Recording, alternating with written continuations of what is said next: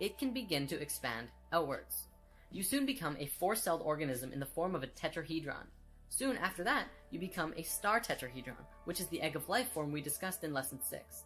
From this diagram, it probably looks more like a cube, but if you rotate it, you begin to see the star tetrahedron form. This form is 8 cells, which from a metaphysical perspective is the basis of the 8 base chakras in the octave of your body. After that, you become a mess of cells for a while, but eventually you become a toroidal field. The space at the very core of that field is where your first actual organ appears, which is the heart. Okay, so the heart is the first organ that appears as you're manifesting into physical reality. What else? Well, the brain and the heart are both electromagnetic field generators, but the heart has a field that is so much more powerful than the brain. In fact, the heart is 100 times electrically stronger and up to 5,000 times stronger magnetically than the brain. This is important because those two fields are the fields that make up the reality we exist within: electrical and magnetic, electromagnetic fields. We're going to look at the work now of the Institute of HeartMath, which is an organization with over 19 years of research and study on the psychophysiology of stress, emotions, and the interactions between the heart and the brain. The information they have discovered and compiled is revolutionary. On the technical side, the Institute puts a lot of focus into understanding the spaces between the heartbeat, which is called the heart rate variability, or HRV for short. It used to be assumed in science that the heart at rest beat like a metronome, faithfully beating out a steady rhythm. Moment-to-moment variations of the heartbeat are generally overlooked when your heart rate is being measured by a doctor, who will take your pulse and tell you that your heart is beating at, say, 70 beats per minute. Through the use of a technology called electrocardiogram and EM wave scanners, scientists were able to measure every heartbeat in real time and learned that a healthy heart, even under resting conditions, were actually quite irregular. In a simplified sense, your heart does not beat like clockwork as it was once assumed, but even healthy hearts tend to beat quite irregularly. Why is this important? By understanding how your heart is beating, we begin to have a clearer picture of our adaptability to the environmental and situational demands that we find ourselves in. If your boss at work tells you to do some extra work, your heart will paint a clear picture of how you're reacting. If you're totally cool with it, the heart will maintain the same general flow that it was already going at. If this new information causes you to feel stressed, that will be demonstrated by the heartbeat fluctuating into an intense chaotic mess, or somewhere in the middle. Now, these fluctuations in how your heart beats come from a variety of sources and demonstrate our physiological resilience and behavioral flexibility to our experiences. Research done at the Institute of HeartMath has shown that one of the most powerful factors in affecting our heart's changing rhythm is our feelings and emotions. When our varying heart rate is plotted over time, the overall shape of the waveform is called our heart rhythm pattern. HeartMath has demonstrated that the emotions we experience directly affect our heart rhythm pattern, and this in turn shows us how our body is functioning. In general, emotions like stress, anger, frustration, and anxiety cause the heart rhythm pattern to become very chaotic, like so. This waveform looks like a series of uneven, jagged peaks. Physiologically, this shows us that the heart is not in harmony with itself. This can be likened to driving a car with one foot on the accelerator and the other foot on the brake at the same time, possibly while trying to go from first gear to fourth and then back. This creates an incredibly jerky ride, burns more gasoline, and isn't great for the car altogether. Likewise, when your heart is functioning from a place of stress and anxiety, it causes our bodies to operate insufficiently, deplete our energies, and produce extra wear and tear on the whole system. This is especially true if stress and negative emotions are prolonged or experienced often. What about positive emotions? Well, there is a massive visible contrast. Positive emotions send a very different signal throughout our body. When we experience uplifting emotions like love, appreciation, joy, and care, our heart rhythm pattern becomes a highly ordered, smooth, and harmonious wave. We begin to match the waveforms that are seen in the color spectrum, or perhaps we could liken it to music. This is one aspect of what it means to be more harmonious with nature, and since nature flows through sacred geometry, we are also becoming more aligned consciously with ourselves and the universe around us. It is no wonder that positive emotions feel so good. They actually help our body system become more harmonious and synchronize and work better. The Institute of HeartMath has shown that generating sustained positive emotions facilitates a body-wide shift to a specific scientifically measurable state called psychophysiological coherence. Let's break this down. Psycho comes from psychological, which means mental and emotions, and physiological means body. Coherence is systematic or logical connection or harmony. Altogether, it means a harmony of both body, mind, and emotional functions. If you're familiar with the 4 elements, you know that earth is the physical, so body, air is mental, mind, water is emotional, and fire is spirit. Heart math has scientifically shown now that positive and healthy emotions bring 3 of those elements into coherence. And although they don't look at the spiritual aspect, I don't doubt that the fire element also comes into harmony. In an experiment done at the Institute, they hooked up scanners to an individual who was subjected to very chaotic emotions. For 300 seconds, they measured the respiration, heart rate variability, and blood pressure rhythm. After this time, the individual on the scanners did a technique on himself which they have dubbed the Heart Math Quick Coherence Technique, which activated a feeling of love and appreciation. Instantly, all 3 of the rhythms came into entrainment and harmony with each other, and stayed in harmony for the remainder of the experiment. One important note to stress is that cohesion is not relaxation. The process of relaxation is a low-energy state in which the individual rests both body and mind, typically disengaging from cognitive and emotional processes. In contrast, coherence is experienced as a calm and balanced, yet energized and responsive state of being that is optimal for mental acuity, focus, problem-solving, and decision-making, as well as the physical activity and coordination. So coherence is the natural state you want to be in all the time. Unless you're relaxing. That's good too. So how does one get into this state of cohesion? Breathing. Your breath is intimately connected to your heart rate and your heart in general. And if you ever find yourself in a very chaotic mental state, take a few seconds to step back of what's causing the chaos and focus on your breath. Take long and deep breaths. The Institute of Heart Math doesn't put too much focus into particular breathing techniques, but they put an emphasis on using your breath as well as positive and loving emotions to bring you back into a state of cohesion.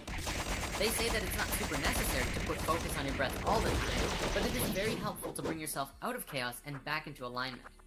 From a spiritual perspective, and if you're working towards that, breath is very important. However, breath is another huge topic, and I personally recommend focusing on your breath during meditation. Focusing on breathing and your heart is a beautiful way to move into a silent space during meditation, and deeper into yourself, all while sustaining the same healthy emotions. Now, throughout ancient history, across many, many religions and belief systems, the heart was always considered a center of the being, the source of spiritual wisdom and insight, thought, emotion, and connection to the divine. The ancient Egyptians believed that all thought and life was done from the heart, which is why they threw away the brain after the pharaoh died, but they left the heart in the body. They felt that the being would need it in the next life, so they left it there, but the brain was useless. Western scientific thought places the heart as just a pump. However, in the last several decades, science has begun to go full circle in realizing and understanding what these ancient civilizations knew and taught. In the field of neurocardiology, scientists have discovered that the heart possesses its own intrinsic nervous system, a network of brain cells with over 40,000 neurons. This gives the heart the ability to independently sense and process information, and make decisions, even demonstrate a type of learning and memory. In a simplified sense, you can think with your heart. The heart is truly an intelligent system. The heart also has found to be a hormone gland, manufacturing and secreting numerous hormones and neurotransmitters that profoundly affect the brain and body function. Among these hormones is one called oxytocin, well known as the love or bonding hormone, bringing things together. Science is also beginning to understand that the electromagnetic field around the heart has a powerful effect on not just the human body, but others around you as well. Research has also shown that the heart is the key component of the emotional system. Science now understands that the heart not only responds to emotions, but the signals it sends out dramatically affects the quality of the emotional experience from moment to moment. And also that our heart plays a key role in accessing our intuition. In school, we've been taught that the heart is constantly responding to orders sent from the brain. But what's less commonly talked about is that the brain receives even more orders from the heart. We've been doing it backwards. Moreover, these signals have a significant effect on brain function, influencing emotional processes as well as higher cognitive faculties, such as attention, perception, memory, and problem solving. Guide yourself from your heart, not from your brain. When you allow your negative emotions to get to you, you disconnect from your ability to think clearly, remember things, learn lessons, reason, and make effective decisions, which explains why often we act impulsively and unwisely under stress. The heart's signal has a profound effect on the brain during positive and negative emotions. Live in your heart, for the heart is the center of unity consciousness, where the brain is the center of duality consciousness. You can see that right in how they're made. The brain has the two hemispheres. The heart is a place of unity. Since we fell in consciousness, we moved from heart consciousness and into our brains. And all decisions were made from the brain. In doing so, we became polarized and lost our connections to the universal consciousness called unity. This shift in consciousness we are experiencing now is a movement from the brain and back into the heart, where we will once again know and understand the universe and unconditional love for everyone and all things, regardless of who they are or what damage they've done to themselves or others. And this is why the heart is so important right now. Live in your heart. It is the gateway to the divine.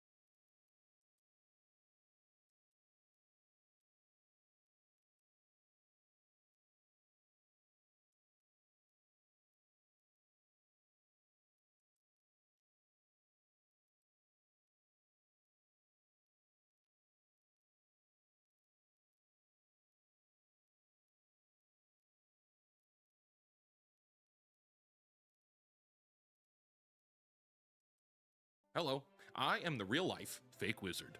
Grand Theft Auto 6 has cost over $1 billion to make. Some rumors say it's closer to $2 billion.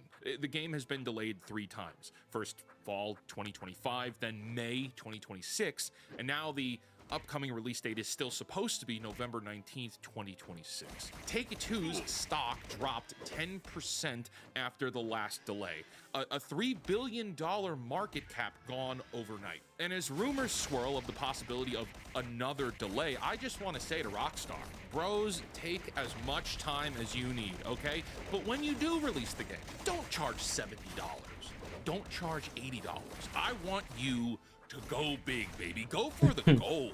Grand Theft Auto 6 should cost $200. No, not because it deserves to be $200. That's absurd. No, I want to watch the AAA video games industry collapse. And Grand Theft Auto 6 at $200 would be throwing the match on the pile of money. Everything burns. Today's indie game shoutout is Spell Rogue, the tactical turn-based roguelike. Draft from over 350 powerful spells to assemble the perfect combination and crush your enemies in 70+ unique encounters. Face brutal choices, adapt to impossible odds, and strike back at the horrors that destroyed the world. To learn more about this game and hundreds of other indie games, visit our indie game discovery platform, fakeportal.com, or scan the QR code on your screen. Now back to the video. Video game publishers are desperate to increase the retail price of AAA games from $70 to $80 and then beyond. We learned this in 2025. Here's what happened. April 2nd, Nintendo announces Mario Kart World as a launch title for the Switch 2. The price? $80 for a kart racing game. Nintendo's response to the backlash all over the internet? We want to have variable pricing for games based on different perceived value. Thanks, Doug. April 7th. Nintendo doubles down. Analysts start predicting an industry-wide shift to $80 as the new standard. The corporate fat cats are now all smelling blood in the water. June 8th, Microsoft announces Outer Worlds 2 will be the first $80 first-party title. The internet loses its mind, myself included. I lost my mind about this. Made a video here. By July 23rd, Microsoft reverses course back to $70. Pre-order refunds issued. They cite market conditions as the reason why, but we all know the truth. It's because pre-orders were in the toilet for the $80 capitalism is bad simulator. And then Christmas 2025, the Switch 2 holiday sales were down 35% in the United States compared to the original Switch launch in 2017. Analysts blame a complicated economic landscape, and there's a very strong case for that to be true, but we also need to consider that lots of people are simply priced out of the new console and/or they don't see the value anymore. The $80 price point is already failing. There have been a number of mainline Nintendo entries since Mario Kart, and none of them came in at $80. And I have to imagine that perhaps the worldwide backlash at $80 Mario Kart was a real, well, let's not say a wake-up call, but like certainly a gnat flying around the room that won't leave the executives alone.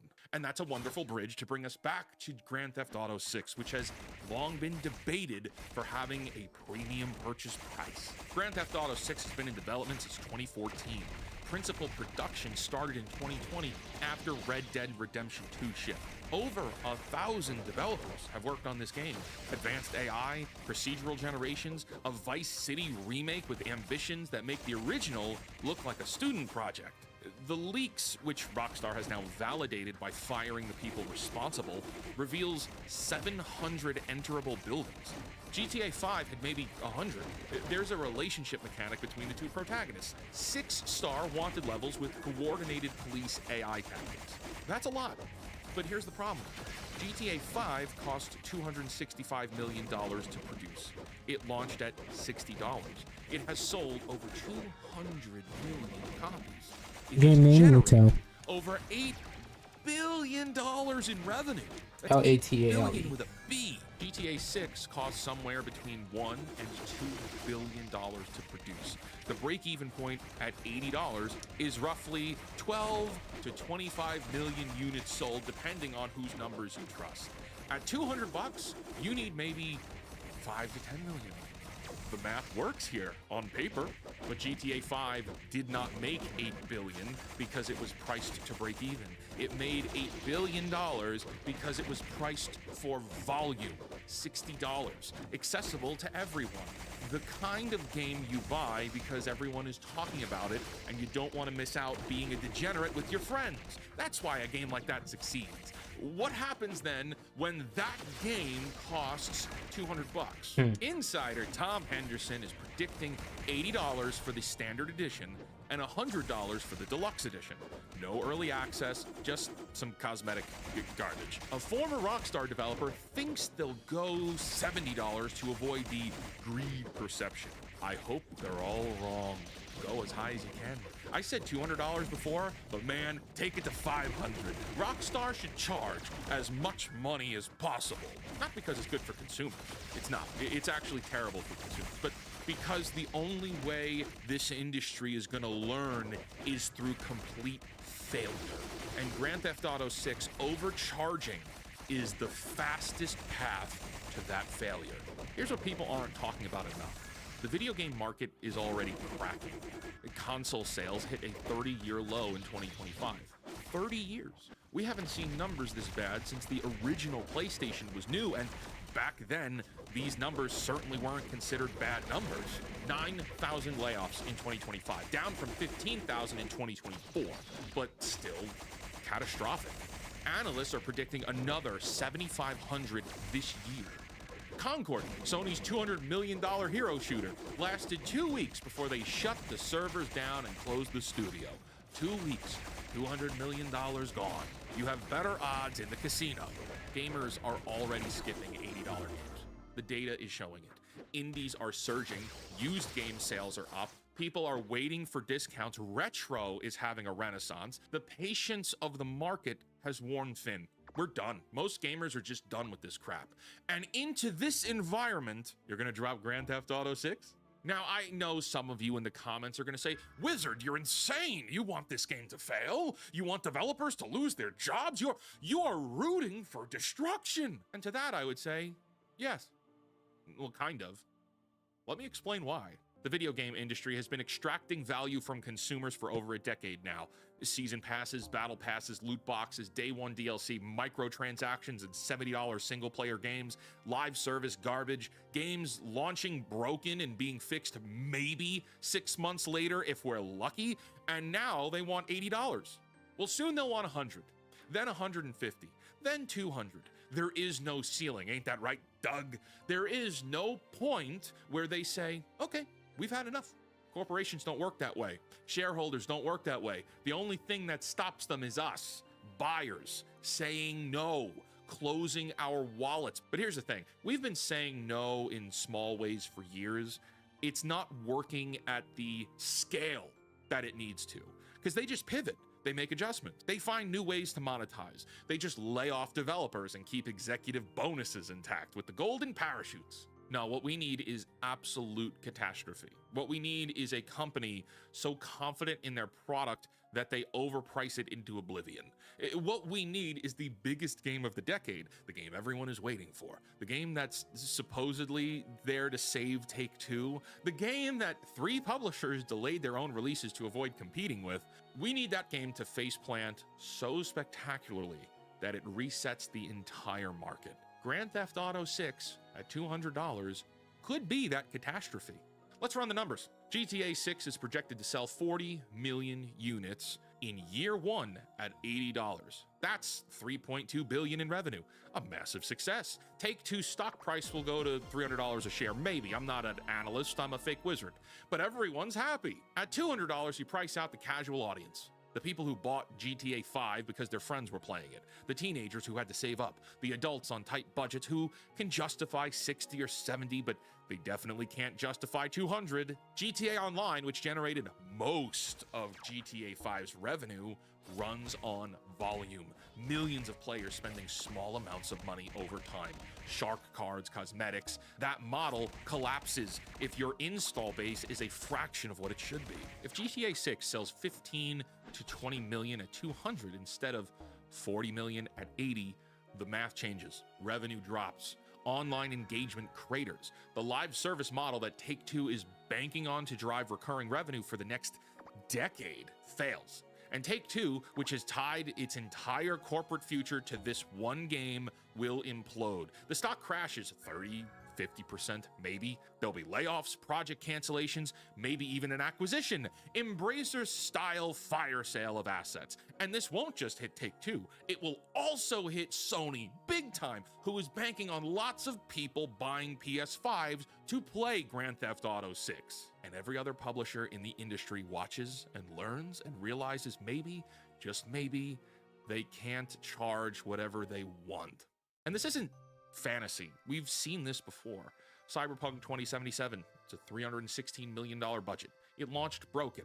The stock dropped 75%. There were layoffs and it took years of recovery. Anthem, BioWare's $200 million bet. The studio was halved, and just a few days ago, Anthem was taken offline forever. Concord, as I said earlier, a $200 million budget, shut down in 2 weeks. The studio closed, and it was a $400 million write-down. These are the consequences of failure, and the industry notices, and they'll be forced to adjust. They get a little less greedy for at least a little while, but those failures were containable.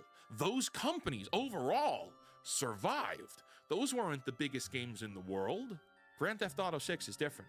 GTA 6 is the meteor that every other publisher is hiding from.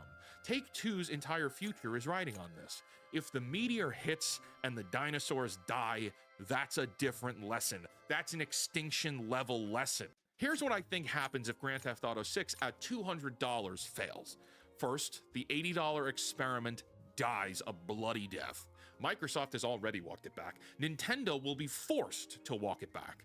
A Grand Theft Auto 6 disaster confirms what the data is already showing. Consumers won't pay these prices for games that aren't offering proportional value. Second, AAA budgets contract. No more billion-dollar development cycles, no more 8-year productions. There'll be smaller scopes, there will be much tighter focus, games that can actually ship on time and turn a profit without needing to sell 40 million copies. Third, indie and mid-tier gaming will flourish. The gap between AAA and indie has been narrowing for years. A market correction accelerates that. More studios making $30 million games that sell 5 million copies instead of billion-dollar games that need to sell 40. Fourth, and this is the important one, the buyers regain control. Right now, the publishers set prices. Publishers decide what games get made. Publishers determine value, and we just accept it. Or we don't buy. But there's no negotiation. There's no collective bargaining. There's no mechanism for consumers to say, this costs too much, and have that mean anything. A market crash changes this dynamic. When companies are desperate, when they're like bleeding money, when the stock is tanking, that's when buyers have the leverage. That's when prices drop. That's when quality is forced to improve and competition in the marketplace will thrive. That's when consumer voices actually matter. Now, there's going to be lots of people who disagree with me, and some people may lash out in the comments, and I want to address some of that. GTA 6 can't fail. The hype is too strong. People will pay anything. Maybe. Grand Theft Auto 5 sold 11 million copies. In the first 24 hours, it's $60. The hype is real, brand loyalty is real, but 2013 was a different market, a very different market. Games were much closer to being finished at launch, microtransactions weren't industry standard, consumer trust was significantly higher, and $60 felt like a fair price for what you were getting at that time. 2026 is different. Consumers are exhausted. Gamers are done. The industry has spent a decade eroding goodwill, and $200, even for GTA, is a lot of money. I specifically got this price point on location interviewing people at gaming conventions. And when I asked, would you pay $80? Most of them said yes. Would you pay $125? Most of them said yes. When I got it up to $200, they said, nah, that takes me out, bro. Developers will suffer. Layoffs hurt real people. This is true. I don't take it lightly. 9,000 people lost their jobs in 2025. That's devastating news. But here's the uncomfortable reality, and let's be very real. Those layoffs are happening anyway. They're happening because of bad corporate decisions, not because of consumer behavior. They're happening because executives greenlight billion-dollar products that can't possibly succeed, then fire the workers when the math stops mathing. A market correction doesn't cause layoffs. Corporate greed causes layoffs. A correction just accelerates the reckoning and hopefully creates conditions where sustainable development becomes the norm again. You're just being negative. You should want games to succeed. You're toxic for the gaming community. I do want games to succeed. I want good games made by well-treated developers, sold at fair prices to succeed. I want the industry to be healthy, but the industry isn't healthy. The industry is a bloated corpse floating down the river pretending to be alive. And sometimes the kindest thing you can do is let something die so that something better grows in its place from new creatives with new ideas. Grand Theft Auto 6 is likely going to be a good game. Rockstar knows how to make good games. The scope seems impressive. The technology they're using is cutting edge, but I don't want it to succeed.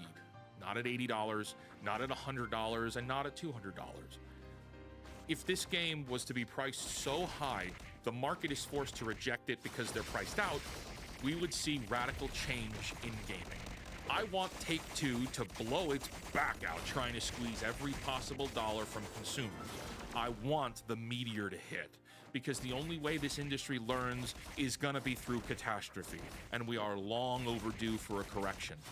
I think let the market burn, and let something new grow from its ashes.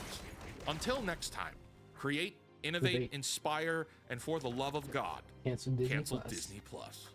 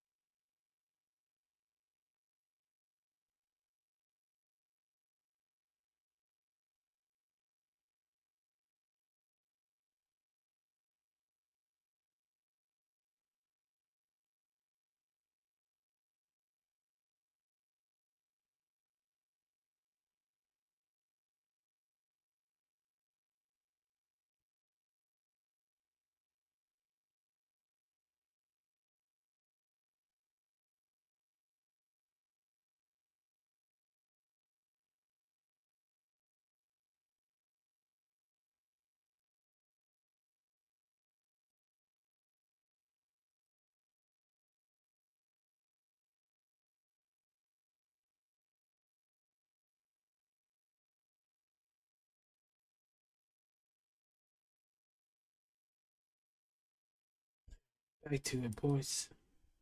So guys, your boy Kicks up back at another video. No more videos in the background, just D&B. Let's turn the in-game volume a tad bit.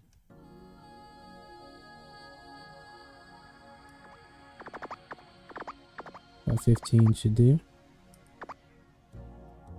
And let's get this party started.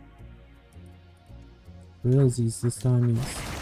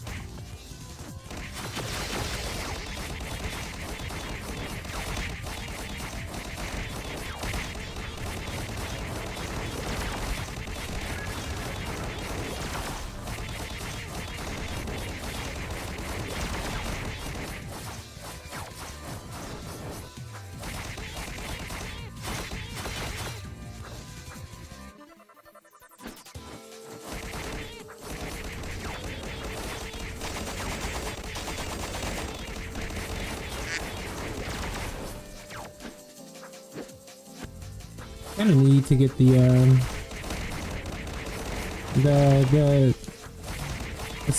so advanced whatever. You kind of need to get it because that guy trade. It just makes the class more boring. It's not exciting, you know. I have it.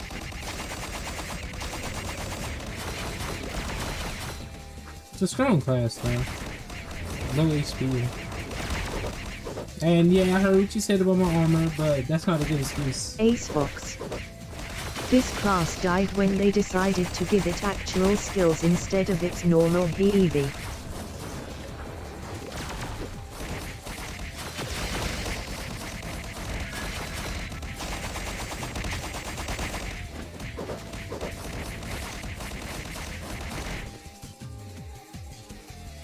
thing about the armor is not a good excuse because my other characters are close to 10 mil. This one's 8 mil.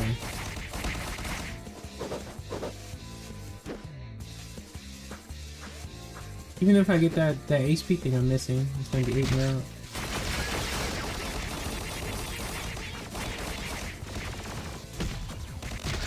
Oh my god. Oh my fucking god. Ace Fox. You right, you're the end gamer here and know about stats. I live with my characters.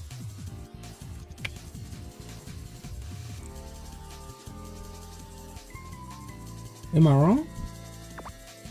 If all of my classes have around the same HP, but this one has significantly less, isn't it a character thing?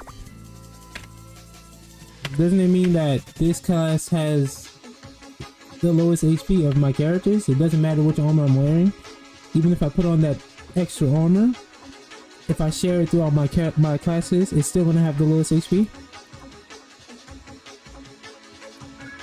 If I'm wrong, tell me. If you say I'm wrong again, I'll take it. That's how I thought it worked. Ace Fox. I'm wrong and I'll take it.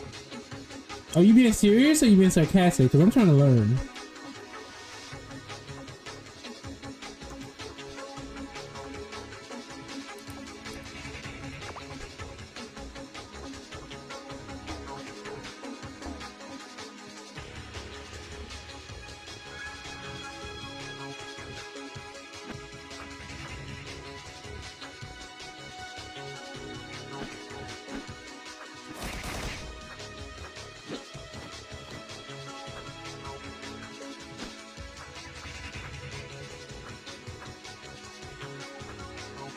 What?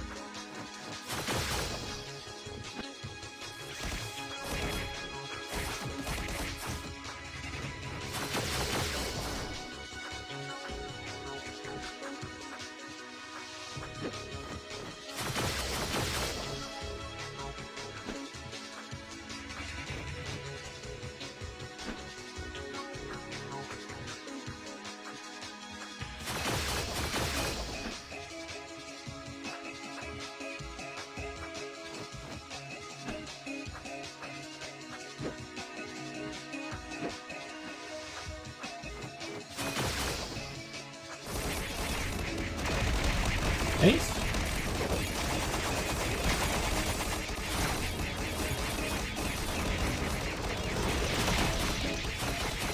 Ace Fox. Agent M42J but. Wait, no. No, I'm serious. I'm trying to understand this class.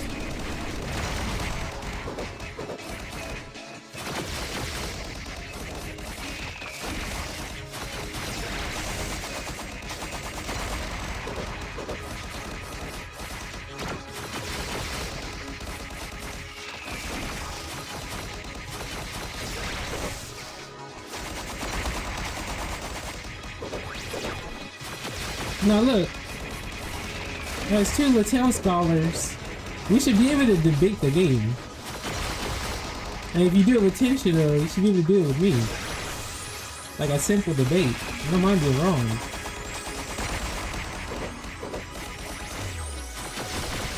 But I do play this class a lot.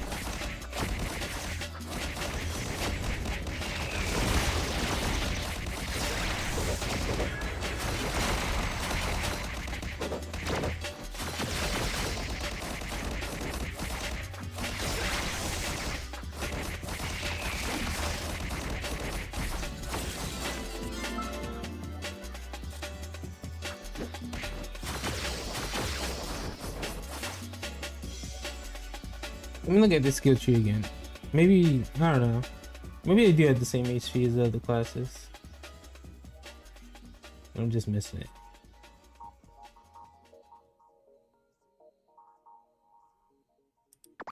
Did I get all my HP? Damage mitigation.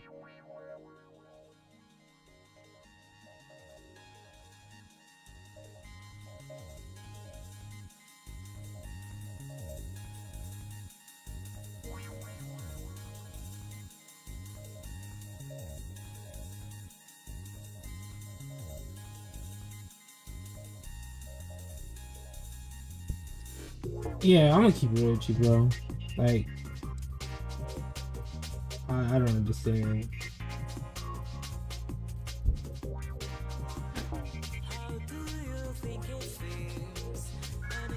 So basically what I'm saying is, even if I upgrade my armor, well, you said my armor wasn't upgraded.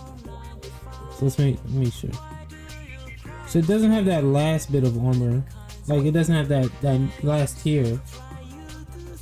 But even if I upgrade the armor, when the next armor comes out, like what I'm saying is this class, well, my argument is this class has low HP in general. And the reason that is a problem for this class, at least. Now, do they need to change it? They don't need to change it. It's fine. People learn. Maybe it's just a thing, right? Maybe it does so much damage, but it's meant to be a glass cannon. But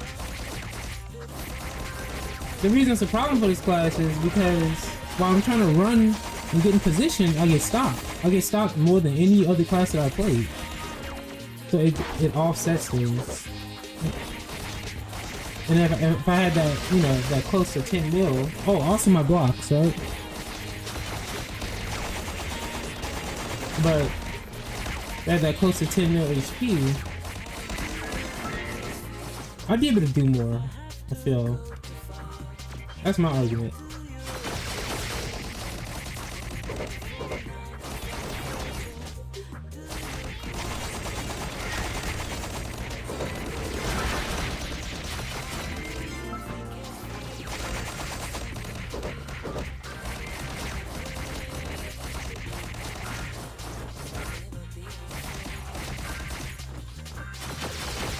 Now, if you're saying, if you're just saying, like, oh, well, you had low HP because you didn't upgrade your armor that last time. Well, that's not exactly what I'm talking about. I'm talking about at the base stats. I think this class has low HP. I know I didn't upgrade my armor, but my point is I didn't need to on my other characters. Yes, that's what I was answering when you were asking about your HP. Wait, what did I ask? I didn't know I asked. I thought I said that they have low HP.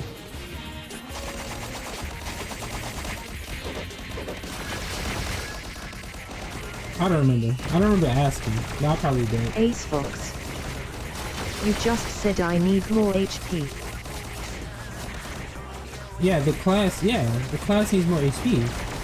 Is what I was saying, basically.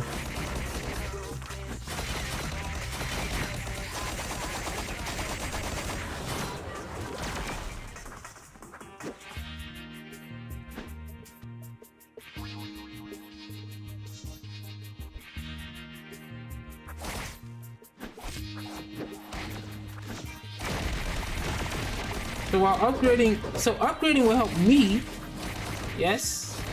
But as for the class, if they gave him more HP, this class would be extremely solid.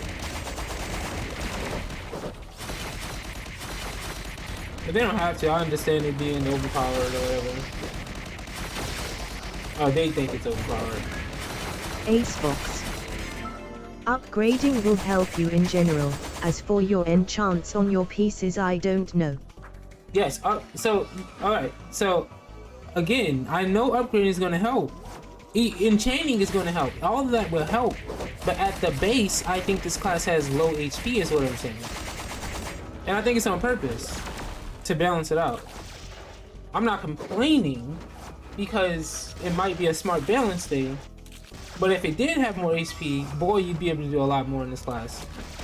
That's what I was saying. Like, I died earlier because you were talking about how I died. That's how we got on this, I think. I died earlier because Ace Fox. Well, yeah, it has life steals, HPS and undying, so they have to balance that out. yes. I guess the undying, but pretty much every other class has that stuff too. Besides undying, they don't have undying. But I don't see why you need to balance undying, kind of, because undying is not that much better than I'm gonna get into why I believe that. I don't think undying is that much better than the invincibility frames. Invincibility frames I can still run past. Undying, you're still gonna get cracked. So if you don't have that health, you're still gonna suffer from the same stuff.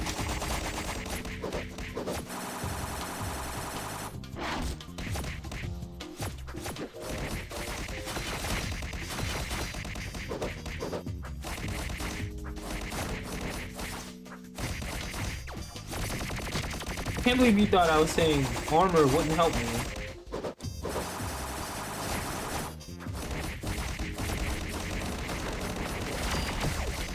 Ace Fox. They got a skill to use to get out of knockback. They do. They have 2 skills to use to get out of it. But every class does.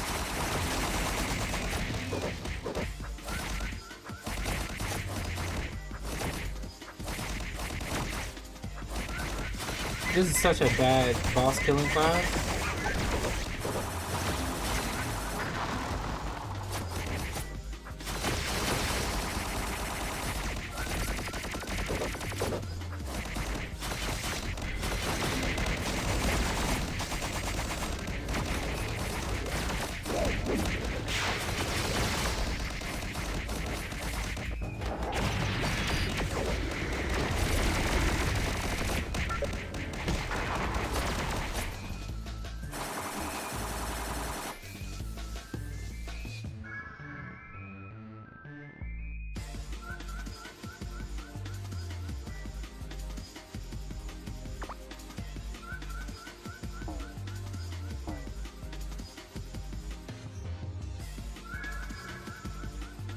Yeah, I don't think I should get this skill.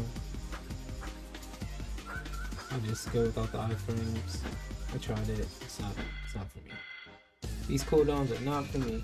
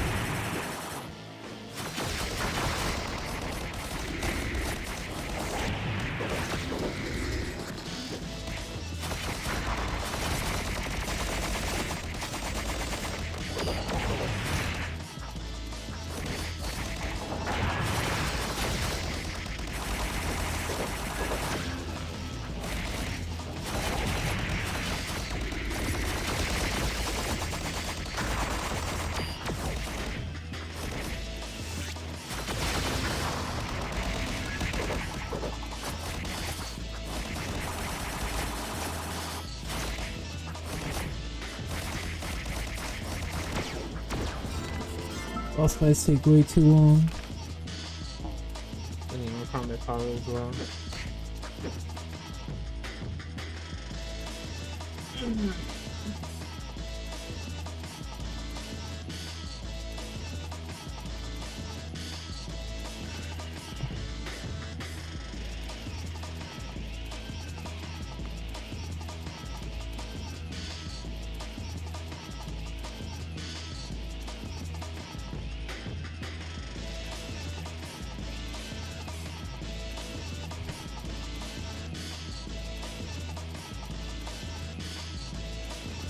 Would have been nice though.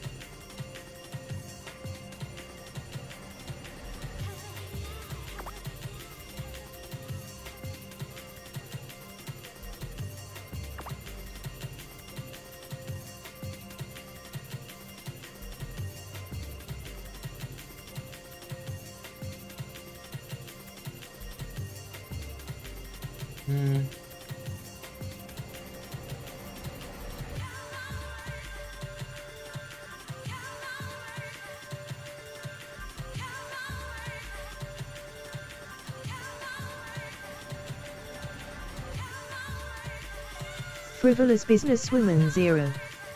Cheap Viewers Streambu.com. Remove